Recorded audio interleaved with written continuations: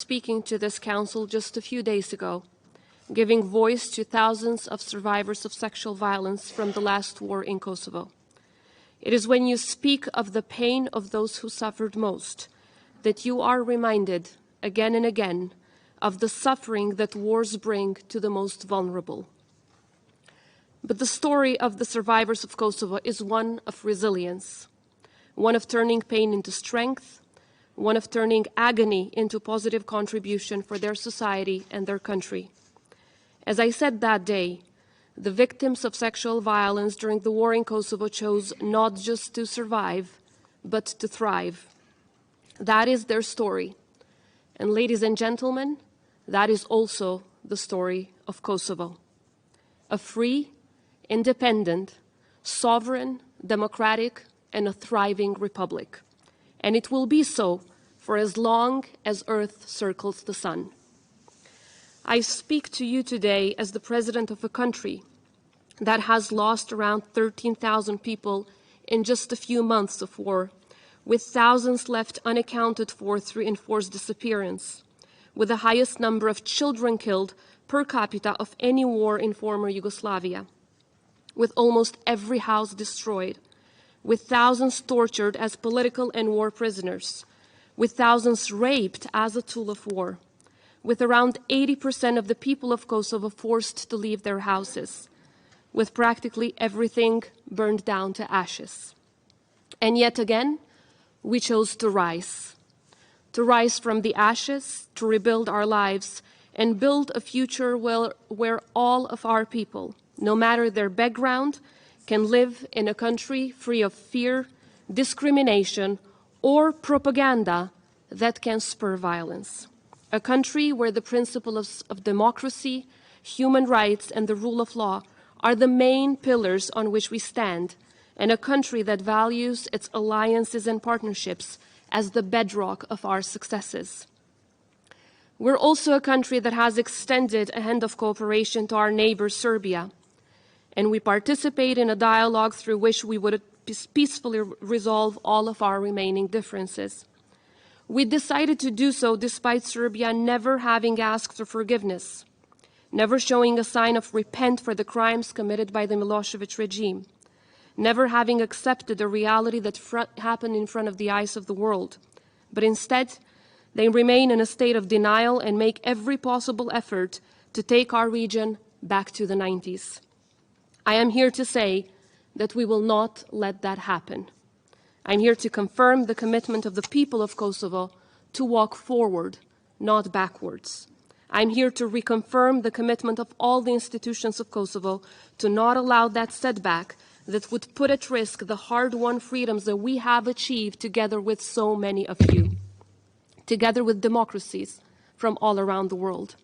Because the sovereign and free Republic of Kosovo is one of the greatest successes in humankind history, and a testament to what democracies can achieve when they stand together against autocracies and genocidal regimes.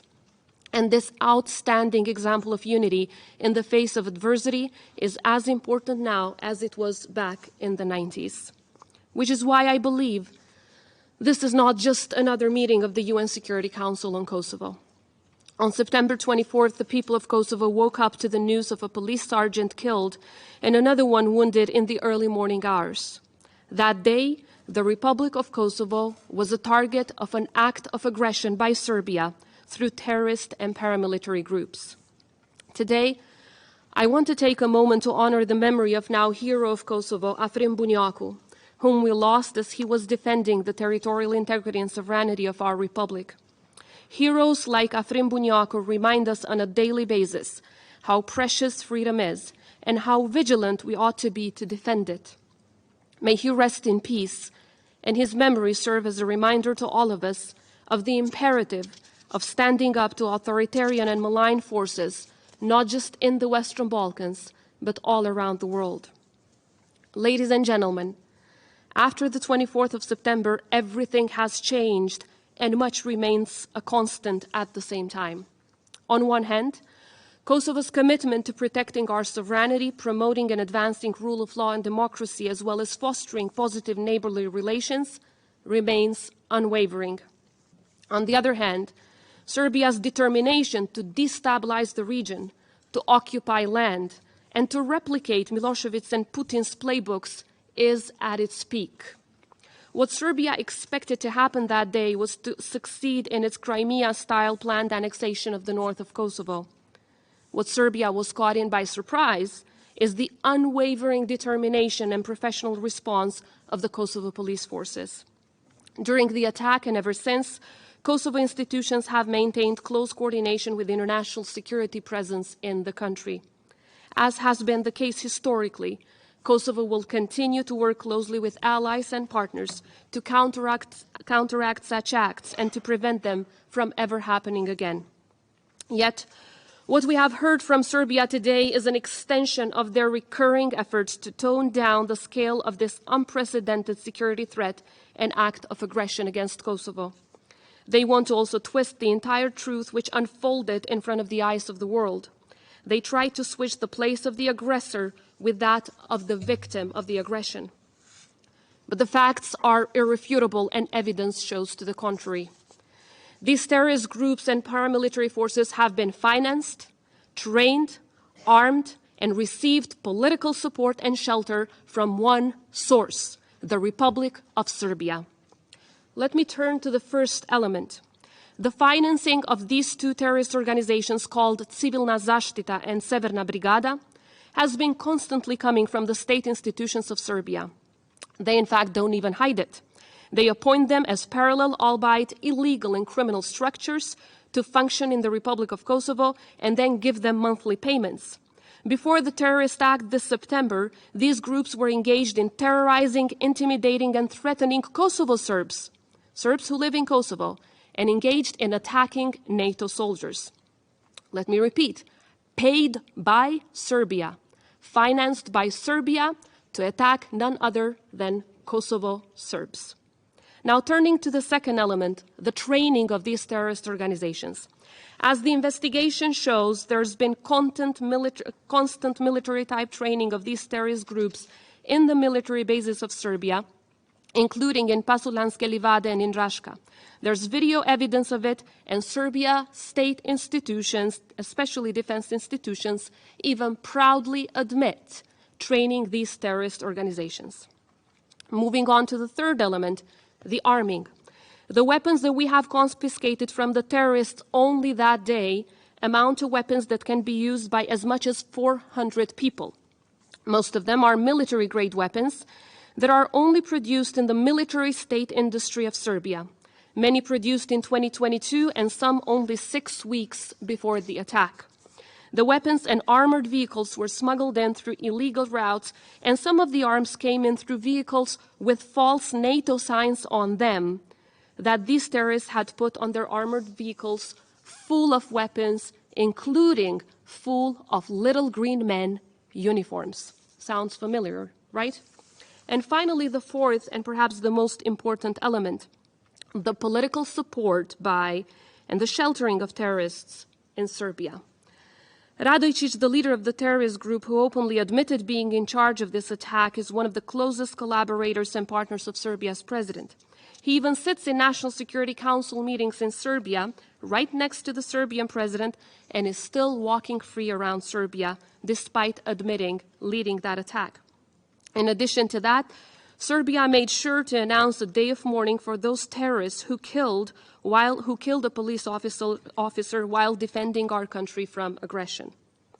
And let us not discard the massive propaganda and constant hints that have been given on the streets, in football matches, in interviews, and all around Serbia ahead of the September 24th act of aggression.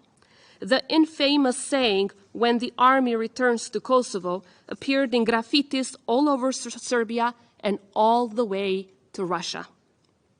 In the light of this evidence, we must set one thing clear. This is not some quarreling between two countries or a blame game. What happened on September 24th was not just an attack on Kosovo. It was a plan to destabilize the entire Western Balkans. This was an attack against democracy and freedom, as well as peace and stability, which you have helped build. Thus, we must be in this together. The response of the international community was united in unequivocally condemning this terrorist act against Kosovo.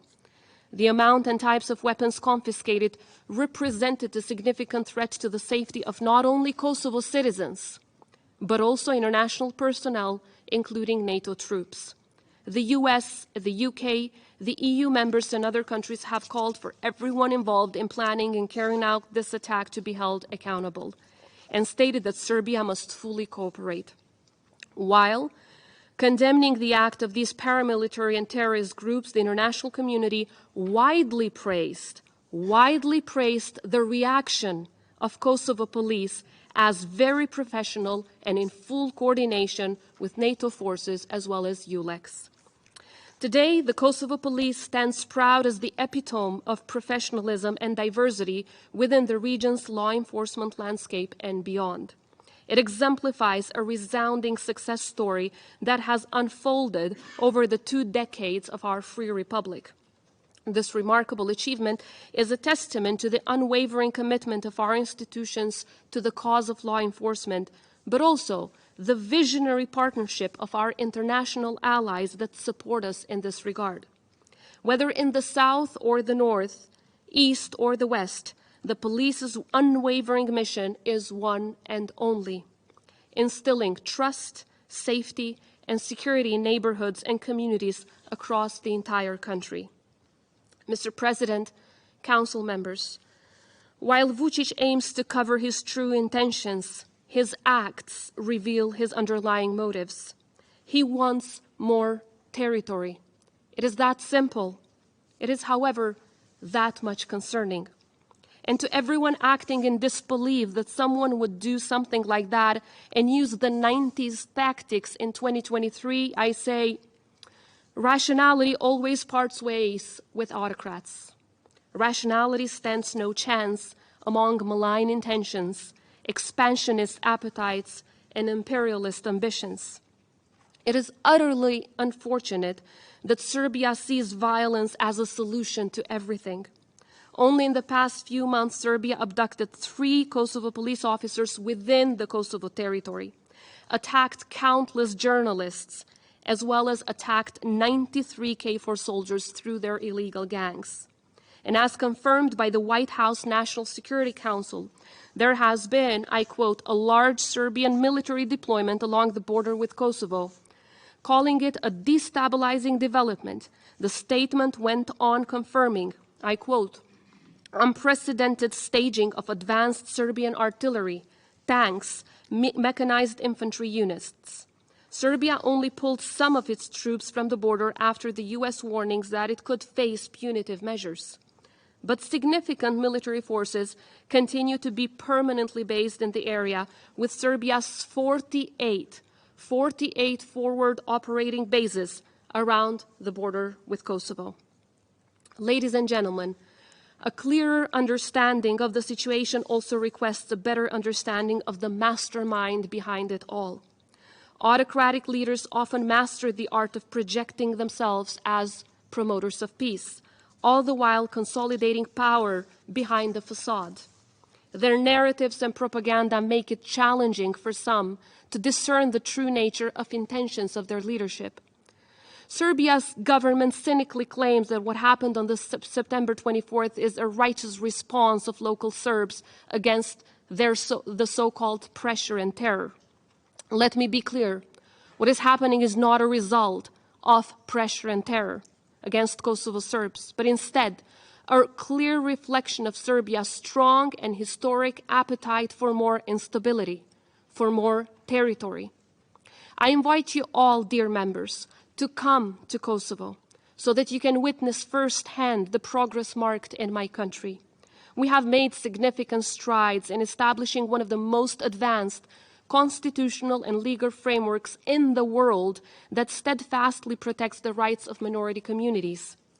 And what I believe is hard to find in the vast majority of countries around the world, the Serb ethnic minority in Kosovo, that comprises about 3 to 4% of our entire population, holds a veto power over amendments to the Constitution and any law deemed to be of vital interest. ensuring their say in key legislative decisions that relate to education, religion, rights of communities, local election reforms, municipalities, use of language, use of symbols, and other decisions. That is, even if over 90% of the members of parliament would vote in favor, nothing can pass without their consent. With the highest level of decentralization and vast decision-making powers granted to municipalities at the local level, Kosovo's law on local self-government guarantees special rights for minority communities through enhanced municipal competencies in so many areas. This all stands as a testament to Kosovo's commitment to creating an inclusive and diverse society where the rights of all its citizens, including minorities, are protected and upheld. I keep repeating, and I will say this again to every Serb living in Kosovo. Kosovo is your home as much as it is mine. I want to work with each and every one of you to make it a home where you prosper and thrive and contribute to make it a better place for all. The Constitution and legislation in force provide for strong protections on the rights of Kosovo's Serb community to use their language at all levels, both national and local. The Serb language has the status of an official language in all the territory of Kosovo, while education as well as other services are guaranteed also in their language. Recognizing the profound significance of cultural heritage, our Constitution guarantees the Orthodox Church a special level of protection in our country, further cemented by the law on special zones, while independent and professional assessment confirm that Orthodox churches in Kosovo enjoy a high level of security.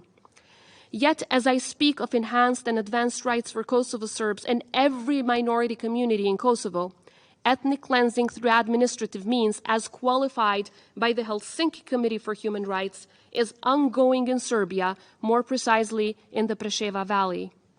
Through the passivization of residence addresses, the Serbian government is tracelessly, that is even without issuing any written notice or document, wiping out Albanians from the civil registry of Serbia and as a result, denying them of all of their basic rights.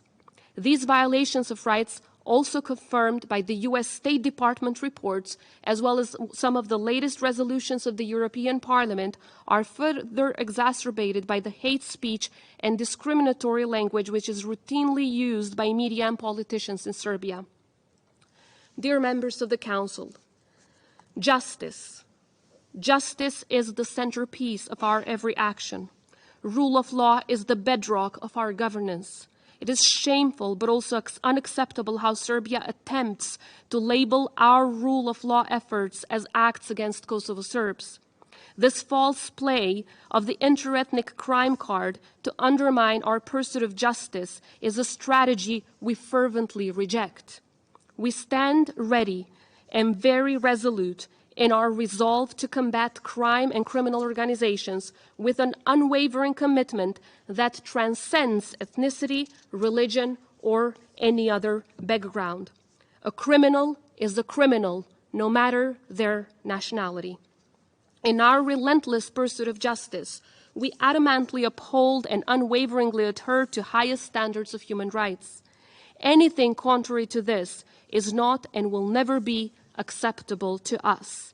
And I have, as president, raised my voice every single time these standards were not upheld. Furthermore, it has now become a standard practice to have the presence of international community in a monitoring capacity in all of these processes.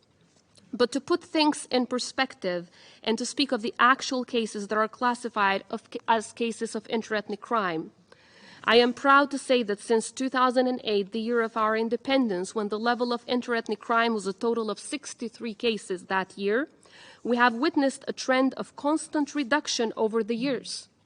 In 2023, the total number of interethnic crimes is 19 cases, 19, out of which almost 70% consist of chanting, swearing, and graffitis. But we are committed, dear members, to bring that number down to zero. Let me be clear. In Kosovo, we have a shared endeavor, one that unites us in a common cause to safeguard and strengthen our collective future. As we navigate the path forward, we want to continue to build bridges and advance together toward a brighter tomorrow, one that not only fulfills our aspirations, but also secures the well-being of all of our citizens and communities. In our efforts to advance the rights of every community, and in this case the Serb minority community, I confirm that we are willing to do even more for the Serbs in Kosovo. But we will not give Serbia instruments through which they can destroy the lives of Serbs who live in Kosovo and try to continuously diminish our sovereignty and territorial integrity. Ladies and gentlemen, Kosovo, once a symbol of suffering because of the genocidal war waged by Milosevic, has emerged today as a shining example of democracy in the Western Balkans and beyond. Its remarkable journey has been recognized by international reports and publications showcasing the incredible strides the country has taken.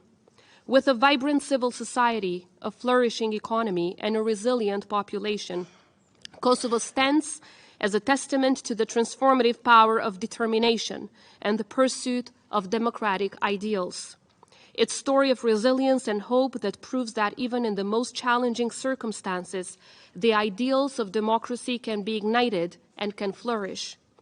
International reports and publications have consistently highlighted Kosovo's remarkable democratic progress. Our commitment to human rights, rule of law, and good governance has garnered well-deserved praise with many observers such as Transparency International, World Justice Project, Freedom House, World Press Freedom Index, and VDEM lauding Kosovo as a model for other countries in the region. Kosovo stands out today for its remarkable progress in the fight against corruption, for rule of law, media freedom, political freedoms, and civil rights, as well as democratic elections. Obviously, these international organizations are showcasing the truth and not the propaganda that you have heard from Serbia today. As the youngest democracy in the Western Balkans, Kosovo has embraced its state-building journey with an unparalleled dedication to fostering an inclusive, transparent, and participatory democracy. Its successful endeavors in building a strong democratic foundations are an inspiration to the region and a symbol of what can be achieved when the pursuit of democracy takes center stage. In the face of any challenge, our people's resolve remains unshaken. We understand and cherish profoundly the value of our democracy and independence, and are fiercely proud of our state-building journey, a path marked by unwavering determination and sacrifice. Dear members of the Council, Serbia constantly pretends as if it is the authority to interpret international law. We all know that it is not. The final authority to do that is the International Court of Justice, which has unequivocally found that the Kosovo Declaration of Independence has not violated any applicable rule of international law. If I might add, this opinion was requested by Serbia itself, but they not only continue to deny it, but also violate it through their constant acts of aggression. And since today, we're led by the Brazilian presidents of the UN Security Council, I would like to honor the memory and legacy of one of the greatest minds of international public law and international humanitarian rights law, the former ICJ judge, the late Judge Trinidade of Brazil. In his opinion, in the case of Kosovo's declaration of independence before the ICJ, he stated, "No state can invoke territorial integrity in order to commit atrocities, nor perpetrate them on the assumption of state sovereignty, nor commit atrocities and then rely on a claim of territorial integrity, notwithstanding the sentiments and resentments of the people victimized. What has happened in Kosovo is that the victimized people have sought independence in reaction against systematic and long-lasting terror and oppression perpetrated in a flagrant breach of the fundamental principle of equality and non-discrimination. The basic lesson is clear. No state can use territory to destroy population. Such atrocities amount to an absurd reversal of the ends of the state, which was created and exists for human beings, and not vice versa. Judge Trinidade ends his opinion with the following: states transformed into machines of oppression and destruction cease to be states in the eyes of their victimized population. Thrown into lawlessness, their victims sought refuge and survival elsewhere, in the jus gentium, in the law of the nations, and in our times, the law of the United Nations. I dare to nourish the hope that the conclusion of the present advisory opinion of the International Court of Justice will mark the closing chapter of yet another long episode of the timeless saga of humankind in search of emancipation from tyranny and systematic oppression. End of quote. We all had the hopes of Judge Trinidade. Unfortunately, as long as there are dictators who search for more territory rather than care about the people, we'll continue to face the challenges of tyranny. In the face of such challenges, we should never fall into the trap of both-sidism. We are witnessing a tendency to apply the principle of both-sidism when confronted with complex issues. This approach aims to appear balanced and impartial by giving equal weight to opposing perspectives. However, it also more often than not risks to lead to a fallacy that undermines the very essence of democracy. When we fail to unequivocally call evil by its true name, we risk to create space to moral equivalence between right and wrong, virtue and vice. This approach obscures the fundamental values and principles that democracies are built upon: justice, human rights, and the rule of law. In doing so, this opens the door to manipulation and deceit by authoritarian regimes, who exploit this reluctance to take a strong, principled stand against their actions. We have seen it in our part of the world, and we are seeing it in Ukraine. Authoritarians exploit the gray areas created by both-sidism, using it as a tool to sow confusion and weaken democratic institutions. In the face of an ever-growing bond between the world's autocrats, democracies must stand firm in their principles and values, for it is the only way to preserve their resilience and protect the democratic freedoms. In face of such hybrid actions through the act of aggression by Serbia, we ask our international partners for strategic clarity and determined actions to prevent acts of aggression by Serbia from ever happening again. In a resounding call for peace and security, our plea is clear and unyielding. Kosovo needs substantial security guarantees within the Euro-Atlantic security framework. As we move forward, we should focus on halting Serbia's support for terrorist activities against Kosovo, urging them to cooperate in the investigation of the recent terrorist attack and hand over to us the terrorists involved. Moreover, increase the security around Kosovo's border with Serbia and adopt clear measures against Serbia's leadership as a deterrence. A resolute message at this point would underscore a commitment to safeguarding peace and security in the entire region, but also in the entire European continent. Most importantly, it would showcase that the democratic world does not stand idle in the face of autocratic and hegemonic regimes. As President Biden recently said, "You know, history has taught us that when terrorists don't pay a price for their terror, when dictators don't pay a price for their aggression, they cause more chaos and death and more destruction. They keep going, and the cost and the threats to the rest of the world keep rising." Dear members of the Council, we must not let propaganda win. We must fight for the truth. There is only one truth that can be evidenced, and that is that Kosovo has been a victim of an act of aggression by Serbia. That Serbia is terrorizing Serbs who live in Kosovo for the sake of stopping their integration within Kosovo institutions and society. That Serbia wants Kosovo territory, which they will never get. That Kosovo is the constructive party in the dialogue with a track record of implementing the vast majority of its undertakings. And that Serbia's list of non-implementation is so long that it would take us many, many hours to just go through it. That we want a full and swift implementation of the entirety of the Brussels Agreement of February 27th in a fair and balanced way. That while we were committed to peaceful talks with Serbia, they resorted to use of force. That we want justice and accountability, and Serbia wants denial and impunity.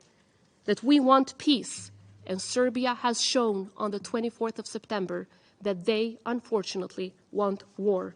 But we will not let them have it. As we all know, democracy and freedom always prevail, because there's nothing that can stand in the way of a freedom-loving nation. Because no matter how hard the hurdles, no matter how thorny the road, no matter how painful the sacrifice, the people of Kosovo will never, ever give up on their freedom.